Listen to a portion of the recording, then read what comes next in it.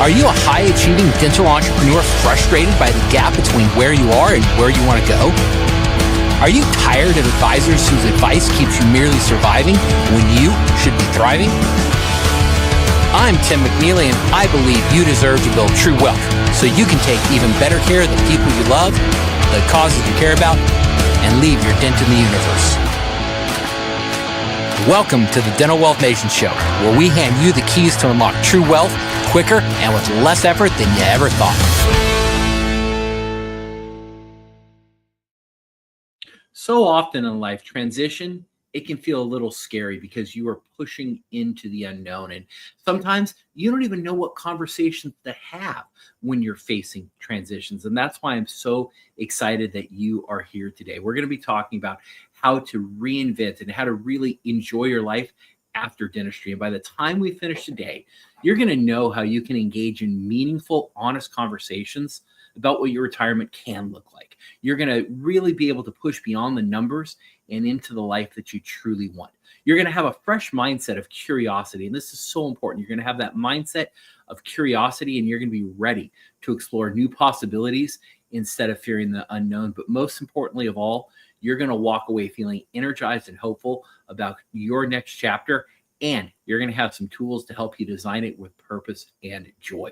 And joining us today is Dr. Julie Kellogg. And I am so excited to have Julie here because what I love about Julie is she's a third-generation dentist. She has literally spent her entire life in a dental office. And she has a heart and a passion for helping you reclaim your purpose and making sure your next chapter is bigger than any of the other ones that have been written so far. Julie, welcome to the show.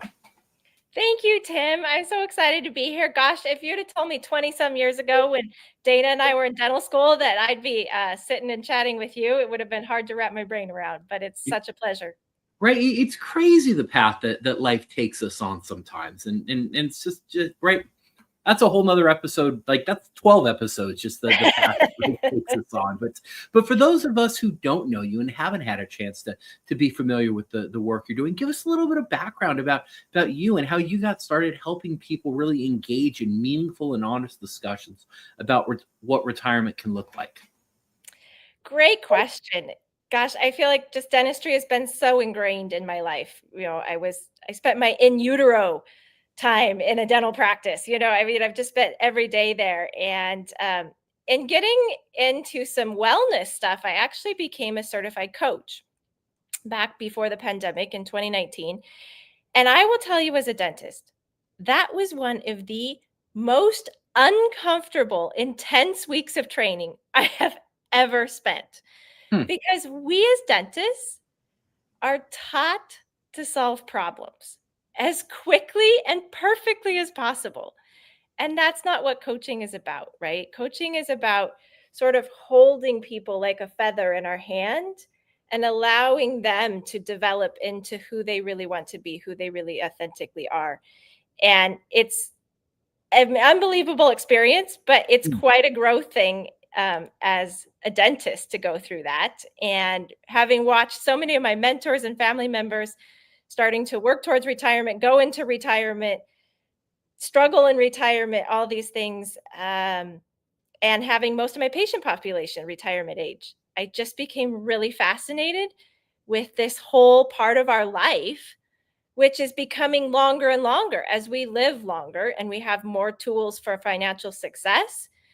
Retirement, or as I like to call it, our era of enjoyment, can be upwards of 30 to 40 years sometimes for some people. So it's a big part of our life that we transition to. And so it needs to be treated with that kind of tender, loving care. Wow. Now you said something really interesting that I just want to kind of talk about a little. You said coaching isn't necessarily about solving problems. It's about sitting with someone and helping them become who they're meant to be. And so I know a lot of people thinking about this, maybe thinking, well, I need a retirement coach, or I need a budget coach, or I need a business coach. Like I need someone to fix problems. But it sounds like you've got a little bit of a different approach. So can you talk about that some?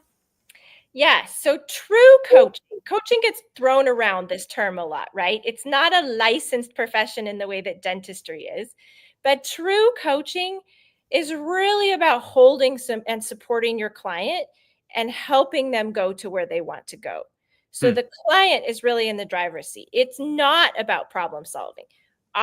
Oftentimes, once the client gains that clarity, then the solutions to the problems become quite available and quite clear to see. But it's very different than you coming in with a broken tooth and me saying, "Hey, Tim, it's time for a crown." Hmm. Interesting. Well, and so how does that mindset help you when you're helping people approach this transition and thinking about, right, things like identity and purpose and what's next? Exactly.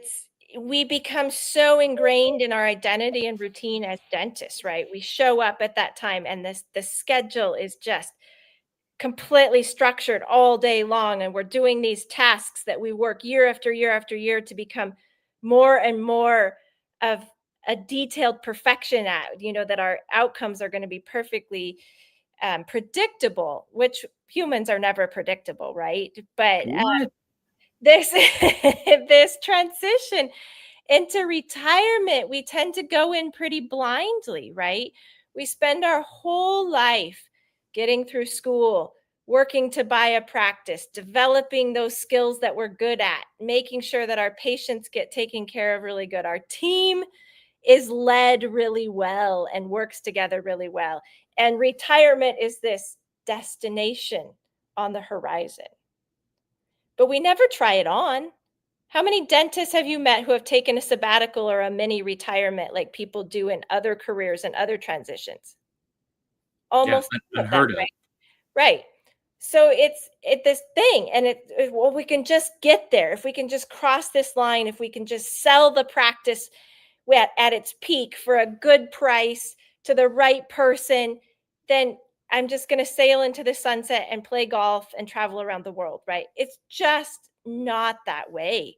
We Hmm. need to approach it with intention. When you step out of that practice and you're no longer taking care of those patients, leading the team, bringing in that paycheck every month, you start to question who you really are. Hmm. And if we start to look at those things and talk about what things are going to happen in that transition beyond the transaction, right? People like you are very involved in helping people get ready for the transactions, attorneys, brokers, all these things. We have a myriad of these wonderful professionals that help us with the transaction. But this is a major life transition. And there's not anybody out there, hardly at all, helping dentists and doctors with this transition. Hmm. And who are they going to be beyond Dr. XYZ that's sitting at the chair creating perfect crowns and dentures? Yeah. Well, right. It really feels and seems like there's a connection between oftentimes our self-worth as a clinician, our self-worth as a doctor, our identity as a doctor in the practice versus who are we when the coat comes off? Who are you outside of the operatory? And so how do you even start, sussing through these things and thinking about this? Like how do you start separating that self-worth so that you can actually focus on who you are, not what you do? I think there's a couple of key things here that will be interesting for your listeners to play around with. And it's actually stepping back and saying, to your words, who am I when I take the lab jacket off, right? And I think one of the first places to start is just spending some quiet moments sitting with yourself and Hmm. starting to ask yourself that question. Who am I beyond this? And it can look so different for some people. Sometimes it's around their grandkids. Sometimes it's around maybe going to teach. Maybe it's saying, I haven't taken good care of my health. I'm going to really focus on me and taking good care of my health. The other tool that I love to work with my clients, and it's so simplistic and it sounds so silly, and yet it will bring up so many profound observations, is to stand in front of the mirror or somebody that you really trust and say, pretend you're at a cocktail party. Hey, Tim, what do you do? What are you going to say when you're no longer a practicing clinician? Wow. That's almost uncomfortable to sit in for a bit because, especially in careers like mine or in dentistry, right? You spend a lot of time thinking like, what's my elevator pitch? Like, what do I tell someone, right? How do I frame my identity? And there's a lot of work that goes in that. So the thought of like, how do you reinvent it once you've stepped away? That can be a little frightening, can it? It's very uncomfortable at first. Just in this interaction that you and I are having, we both could feel the discomfort of it across the screens. Yeah. And that's why going through some of these practices and these steps with the support of a loving coach can make all the difference into stepping into this with a clear vision, a clear identity, a sense of peace, and knowing when those little moments of discomfort or weird emotions come up, you go, "Oh yeah, this is Hmm. just part of the transition. I'm okay. I have tools to work on this." Yeah. So right when we're talking about transition, like when's the right time to even like start thinking about this? Is it a couple years out? Is it 5 years out? Is it when you're making the transition? Like when should you even start working through these issues, Julie? So I think there's benefits to working on them anytime, right? As I had some health stuff a few years ago, Hmm. I had to start working back from being a full-time dentist and saying, what does it look like for me? And Hmm. even still, as I continue to walk back the amount of time I spend in my clinical career, sometimes I still struggle with that. It's so easy to just 100% Hmm. be a dentist, right? It's just people understand it, people resonate with it, you immediately get status. There's just this comfort zone Yeah. with that. If some we're talking about a client that's going through kind of the traditional path of retirement, say, in their mid 60s or something like this. Let's just take the law of averages here. I think the sweet spot is about 3 to 5 years from when Hmm. you're starting to talk about retirement. One of my mentors, that I think you and Dana also know, is Dr. Judy Strutz. She was one of my beta testers for the course, and she's about Hmm. 4 to 5 years to when she thinks she would be about ready to retire. Of course, we never know exactly how the timeline's going to go, but it was really interesting to talk to her because in beta testing and giving me feedback when I built the course, she was like, "Oh, I never thought about that. I really had to think about who am I going to be? How do I take those skill sets that were so integral to me in practicing dentistry and roll them into a new era of Hmm. life when I'm not in the dental practice?" The vast majority of the clients that I work with are going to come to me after the transaction, after they've sold the practice, when those emotions start to hit them and they're really fighting through the messy middle of this transition and getting settled into retirement. But I love it if clients, even if they don't have time to do a lot of the one-on-one coaching, can get exposed to the course because it starts to put some seeds of those thoughts in Hmm. there. And then as emotions come up, as new things come up, it doesn't feel so shocking. Yeah. Well, right. And I think these emotions can show up even if you think you've successfully retired or successfully stepped away from the practice. And so what are some signs that you actually may be dealing with this identity shift, even if you think you've already successfully exited? What are some warning signs that we can be looking at? I think that's a great question. And I will even throw it out that the more successful you were in practice, it might even be harder to transition into retirement Hmm. because a lot of your sense of self worth came from ticking off these accomplishments. And as we get older and we've accomplished more, getting to those next level of accomplishments sometimes gets harder, right? And then you go into retirement and you have to reset what is your ideas, what are your goals around this sense of accomplishment. I think a lot of it can be in dentistry just a sense of ambiguity because Hmm. our days are so structured as clinicians. And so there's just sense of ambiguity, feeling a little bit lost. Um, there may be some excitement, some sense of relief, some disappointment. Maybe the transition didn't go exactly the way you wanted, or certain things didn't come out of the way you wanted to see your practice carry on. And I think all of these emotions are what I would put under a very large encompassing umbrella of grief. Hmm. And I think in American society, we tend to see grief as a negative. And I really encourage my clients to see grief as neutral. Hmm. It's a part of the process. This was your baby for a long time. You're having to let go of it. You're stepping away from working on these skills that you worked hard at every day. There's a lot of changes. And it's okay to feel a little nostalgic about that. And it's okay to celebrate that. Hell yeah, I don't have to step in the dental office anymore, right? You're going to feel a whole spectrum of those. All of that is sort of part of this grief of letting go of the old and stepping into the new. Wow. And Well, this process of grief is very important, but we need to look at it from a neutral point of view. well, I hear not just grief, but I also hear maybe some excitement happening at the same time, and almost this blend of emotions. So Absolutely. you sound right. You're going to have multiple feelings as you go through this, aren't you? Absolutely. And they're going to come up at weird, unexpected times. Sometimes they're going to completely throw you off guard. And that's why I really like to talk about these things, because all of a sudden, if you go, oh man, I ran into patient A that's been with me for 40 years at Home Depot, and I was having all this conversation, and now it brought up all these things about that Hmm. I don't get to see them every 6 months anymore. And there might be emotions about, well, I'm losing part of my social infrastructure, or well, next time I meet him in Home Depot, maybe they're not going to see me as doctor, the important guy who fixed my crown. Maybe Hmm. they're going to forget about that. I'm going to be irrelevant. There's going to be all kinds of little things, just like the imposter syndrome that we all deal with sometimes, right? There's Yeah. going to be these little things that come up that you question, and to be able to be okay with them and have some tools to sort out how you're feeling can be really, really helpful. Wow, so powerful. So earlier we were talking about and I love this phrase you talk about. You don't talk about retirement. You talk about an era of enjoyment. And so what does it really mean to design an era of enjoyment? And right, what does that look like? Right? How should we rethink this retirement? Because I agree with you, right? I don't think retirement is the stopping point. I believe it's the beginning for something better. Yeah, sometimes people do their greatest work, right? You might have more time for creativity.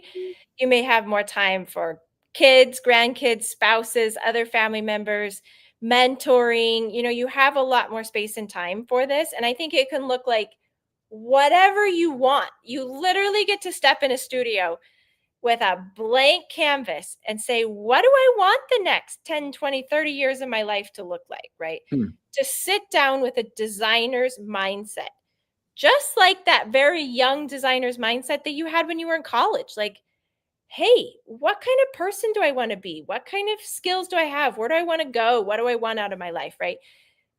We're revisiting this again in retirement, but we get to do it with a lot more freedom, right? Because we have come to this place exiting out of the obligation Hmm. to a business, to a set of patients, to all these. We're releasing a lot of obligation.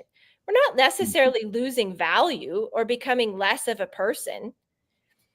It's just that we get to have this whole new era, and we have to stop and think about it, because if we just step into it and be like, "Yay, I'm retired. I have all this free time." Well, you know how it is when you have a free day and you don't really set anything for yourself?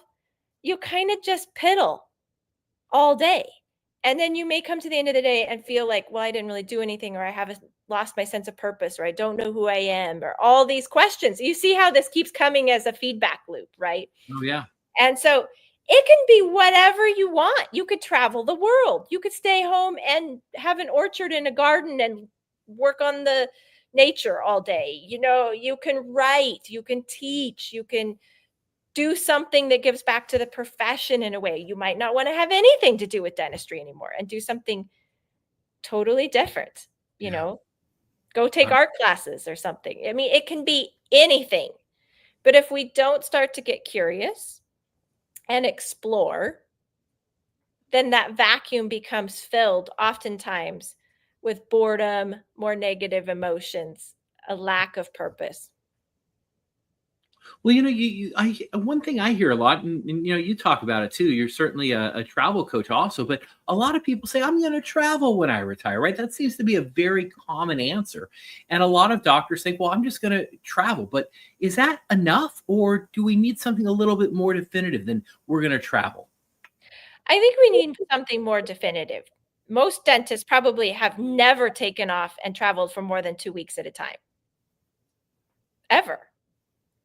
So, what does that look like? Are you gonna go on a 3 or 4-month expedition around the world and see all these places? Are you gonna come and go? Are you gonna RV? Are you gonna travel domestically or internationally? Are you going to do it on a cruise boat? Why do you want to travel? Hmm. Do you Wow. want to travel because you want to make positive memories with your family? Do you have this bucket list that you've been putting off for a long time that you might need to actually sit and prioritize and say, okay, let's look at those places that I really want to see no matter what. I want to make them a priority. We can Hmm. talk about travel and be like, oh yeah, it'd be cool to go here. It'd be so fun to see this. It'd be fun. But what kind of travel is meaningful for you? What Hmm. what does your health going to allow you to do? What is your budget, your retirement budget going to allow you to do? I mean, a lot of really fun, meaningful travel can just be like, gee, I've been driving the same commute to work every single day, and I've never stopped to see that museum on the way. I've never stopped to hike that trailhead. I've Hmm. never gone to that cool venue for a concert because you never took the time. Yeah. Yeah. That Right. can be what travel and retirement looks like too, and it doesn't have to even cost you very much. Oh, I love that. Right. Once again, coming back to that curiosity piece, because I think this is so, this happens quite a lot. Is a lot of doctors, right? They retire, they absolutely, arrive at retirement, but a lot of times they feel aimless despite planning for it, for years. They've planned for the financial aspect of it, but they haven't planned for the emotional side. And they really are aimless a lot of times. And you talk about this, right? You say retirement is a transition, not necessarily a destination. And so, how do you find that mindset changes the way someone prepares for retirement? I think like we talk about is freedom, right? We want to Mm. we want to look at freedom, and so much of it has been our midlife probably has been around accumulation, right? Accumulating toys in your practice, accumulating systems, getting the house you want, having the boat or the ski vacations or whatever that you want, right? Sometimes in retirement, accomplishing that freedom is letting go of a lot of those things. You've been Hmm. responsible for a lot throughout your career, right? The buck always stopped with you. The responsibility already stopped with you. Oh yeah. So sometimes it's saying, what do I need to let go of Hmm. so that I can step into that freedom, step into that curiosity, and to truly experience that enjoyment? Wow. So, right, we're talking about a little bit of mindset shift there in terms of, right, it's not a transition, it's a destination. But what are some other important mindset shifts that every retiring dentist really should think about to thrive post practice? Yeah, first and foremost, curiosity. I love curiosity, right? I think continuing to communicate. Most of us have learned to be good communicators. What we talked about of less is more sometimes in Mm. Yep. retirement, is a great one. And then thinking about how do you want to show up in the world as a modern elder? Hmm. I Wow. think we don't talk about that enough. This is a term that Hmm. Chip Connolly has coined and actually has a whole multiple campuses now called the Modern Elder Academy. And I love a lot of his work. But we have so much experience and so much skill as dentists. And how do we step into that modern elder? It's something we don't Mhm. talk about enough in America because we're so focused on productivity. Yeah. And we don't give ourselves a lot of space Mm. to honor our elders the way many other cultures do. We tend to sideline our elders. So I Wow. think we need to take this back, right? Just because we don't want to sit through the stress of doing a number 18 ground prep anymore doesn't mean we aren't valuable and that we don't have a lot. And as technology is exploding, right? You're going to have to go back and be the student a little bit if you want to be on the same level with your grandkids. Mm. So, somewhat of the mindset shift, I would say, is how are you going to show up as the sage? And how are you going to show up as the student?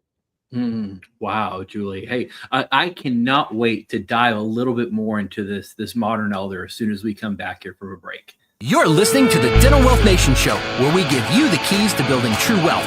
Don't forget to like, subscribe, and share this with the friends you care about. Ready to level up? Grab a copy of my #1 best-selling book, Dental Wealth Nation, and unlock the secrets of building true wealth today. So, Julie, you were just talking about this concept of being a modern elder, and I love that concept so much because I hear that, and that to me speaks about giving back. It takes, to me, it speaks about all the wisdom and knowledge that you've been able to accumulate to pass on to the next generation. So that's from a high level kind of general concept. But how do you really see that role progressing, and what does that look like in the modern dental or business world? And how are you encouraging your clients to be a modern elder? I think one of the first places starts again is being curious, right? Hmm. And listening. That's such a huge skill that became a big part of the learning curve for me in coaching. But I see a lot of dentists as their practice is transitioning, they're bringing in a younger partner, they're selling, maybe they're still a part of it. They want to say, well, like, you have to do it like this. This is the way it is, right? But we know how fast things are changing. Technology is changing all these things. AI is about to explode into healthcare. Like, we don't even know what that's going to look like yet, right? But as we get older, we still have this deeper sense of intuition that has been developed from our years of experience, right? And that's what we need to channel. And instead of coming in and telling young people how you got to do it like this, you got to do it like that, let's learn from them of how they're incorporating all these new things. But where is it that we can nurture them and guide them in developing that sense of intuition to help them gain experience without making the same mistakes that we did? But we can't push that on them, right? It has to be invited, but there's so many opportunities to do that if you show up with a sense of openness. Wow. So what would you tell that doctor who says, yeah, this sounds great, but I'm going to build that in 5 or 10 years. That's for the future. What would you tell that doctor about building a legacy today and being a modern elder today? Yeah, I mean, growing who we are starts right now, right? It's if that doctor is still practicing and getting ready for the transaction, I would say start with the slogan that we love to say in the Pacific Northwest: leave your campsite better than you found it. Love How are that. you going to leave your practice in a way that paves the way for the young doctor that's going to come in behind you? So good. You So, know, so. I was presenting with some practice brokers recently in Seattle, and they were sharing a story of a doctor who, on his last day in the practice, at the end of the week, the new owner was going to be starting in on Monday morning. Literally, they hadn't been ordering supplies. Oh, And when the doctor came to work Monday morning, they didn't even have enough cotton rolls to get through the day.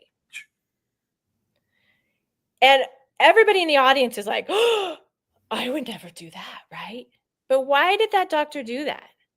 Do you think he planned that? Probably not. It's probably because all those emotions of resistance and fear and who am I going to be anymore and how do I maintain a sense of control were all coming up. wow. So I love nurturing this idea early on of how am I going to leave the campsite better than I found it? It's a great place to start. Wow, so good. And speaking of leaving the campsite a little bit better than you found it, right? Talk to me a little bit about your full transition enhanced program that you've got going on and how you work doctors through this. So it's a self-study course. And with the course, you get 6 modules that are about 30 minutes. So we're a short attention span culture. You can listen to them. They're meant to be listened to almost podcast style.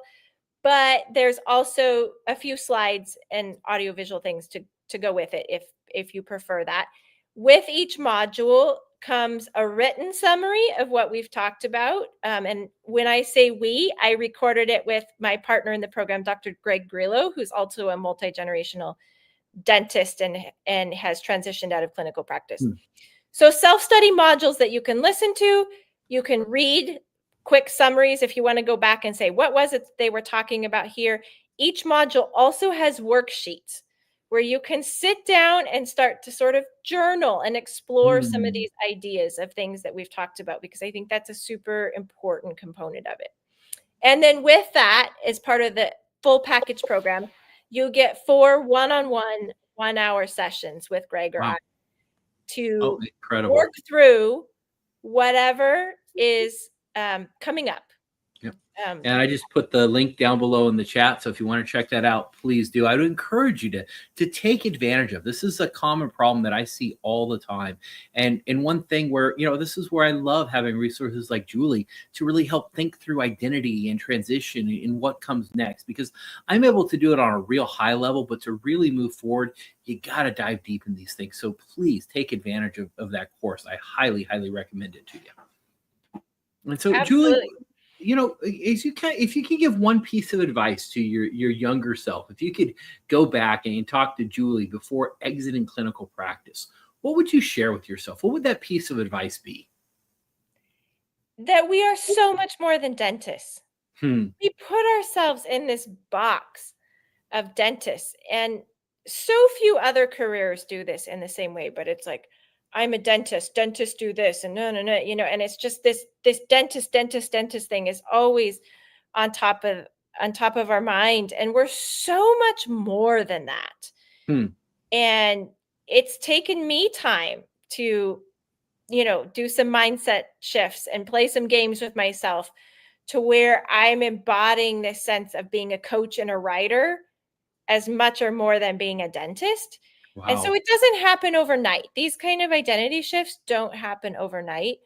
But I think the earlier that we can see ourselves beyond the clinical dentist, that can make a huge difference. And I would say for some of the clients probably that you're working with, Tim, in mid career or even early career, right? You probably would love to see them be able to separate themselves into, here I am, Tim, the dentist, and here I am, Tim, the CEO, or here I am, Tim, the family guy. And to be able to have these clear sense of who you are in each of those places. And yet this, I'm a dentist, I'm a dentist, I'm a dentist, seems to scream out over all of them. Yeah, right. A lot of times that axiological order, the order of values, gets messed up, and we put so much emphasis, and we put what we do first instead of who we are first. And we need to put the who we are first, not what we do. That should be somewhere in the middle, not the first thing. That's right. And in many other cultures, especially in European cultures, you would never ask somebody, oh, hey, I'm Tim. Oh, you're Julie. What do you do? No, It's like, how's the family? What are you doing for your August vacation? They take this whole notion of career and productivity and value and status out of it. And we're so singularly focused on that in the US in particular, and in dentistry in particular. And so my advice to my younger self, my advice to all dentists is work on not seeing yourself as just the dentist first and foremost, because you are so much more. And there is so much great talent and thought process and skill and just cool person. That besides that shell of I'm the dentist. I would tell you, if you walk away from one thing from the show today, that is it right there, is find your identity, not in what you do, but in who you are. And I think that will lead to just such a greater transition for you in the future. And so, Julie, we've been talking about identity. We've been talking about work. We've been talking about, your enjoyment era. And we kind of touched briefly on travel, but I want to go back to travel because I love travel a lot. And so, you're also a travel coach. And so talk to us a little bit about how travel can really help become this catalyst for identity and for legacy and possibly even some healing that has to take place. So much loaded there, Tim. Great lead up to the question.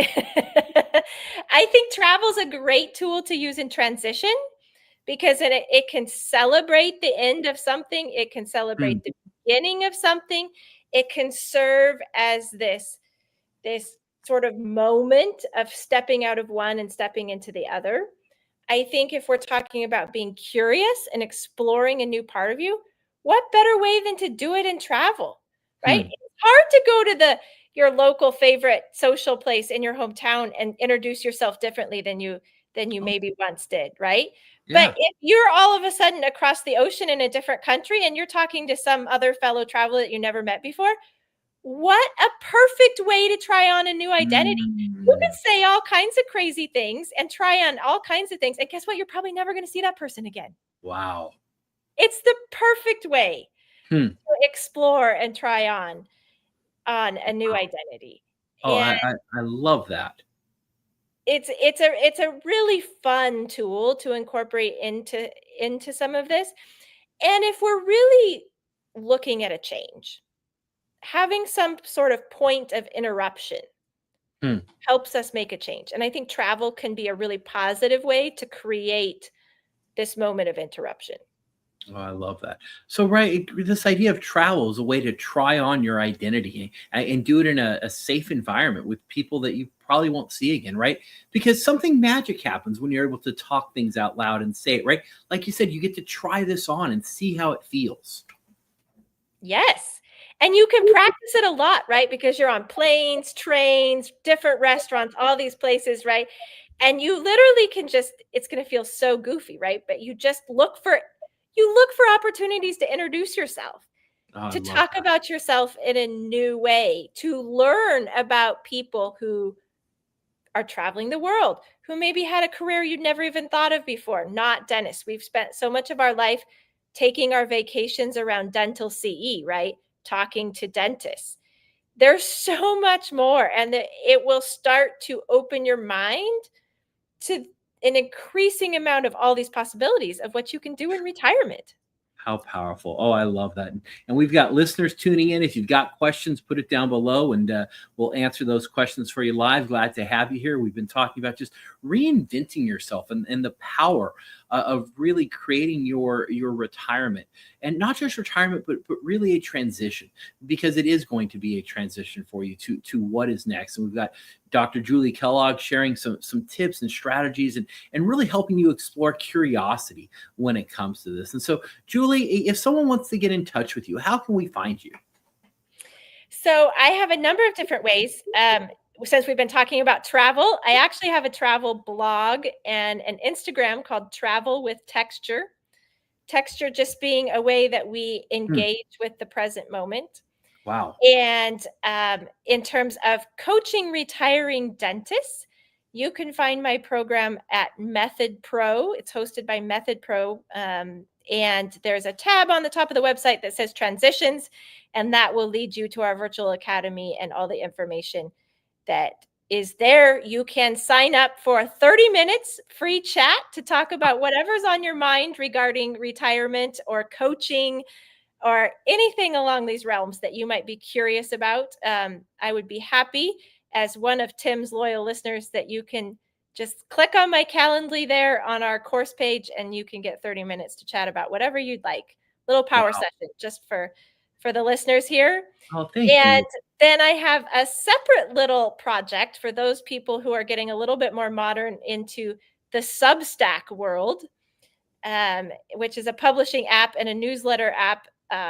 Amazing thinkers and writers talking about getting curious. If you want to have your mind stretched and meet some really amazing people, get on Substack and start reading. But I have a newsletter there that's designed primarily for the general public and patients called Tooth and Soul. So we talk a little bit about health, and we talk a lot about how we need a Mhm. lot more soul in healthcare. And so that's Oh, another fun space that you can find me as well. oh my gosh, exciting work, Julie. So exciting what you're doing. And before we sign off here, any closing thoughts for our listeners? I just want everybody to feel really excited about it. And I think we spend so much of our life trying to get to this next level of our skill set and better our leadership and do all these little micro things, right? And I think Mhm. retirement is about getting into the macro. Let's Oh, just expand our world a little bit and get a little bit more macro. As we've talked about, it starts with mhm. curiosity, and there's just so much beautiful, exciting things to explore. And I'm just here to support dentists in stepping into that new era of enjoyment, because it's just not all about dentistry. Oh, wow. Well, hey, thank you for sharing so generously with us here today. And I know I certainly have additional curiosity and some new mindsets and some new ways of thinking about this. And this is what I do every day. So thank you for helping increase my knowledge and the way I think about this also. Thank you for having me. It's such a pleasure, and I hope that we have stimulated some fun, new, intriguing, and exciting thoughts in dentists who are looking to have a new era of enjoyment. 100%. So, hey, and to all our listeners, thank you for tuning in and go back, book your call with Julie. This is so important. I don't think all of you realize like the value that comes from having conversations with people. If you just listen to this episode and you don't do anything with it, you literally have just wasted your time. And I don't want that for any of you. So take action, redeem this, and please pick up, book a call with her. I know that you'll benefit from it. And we'll see you all again here soon on the Dental Wealth Nation show. Thank you again, Julie. Thank you. That's a wrap on today's Dental Wealth Nation show. If you've loved today's insight, smash that like button, hit subscribe, and share the wealth with your dental friends. I'm Tim McNeely, and remember, your amazing life of significance is just one smart decision away. Keep thriving, and catch you next time on the Dental Wealth Nation show.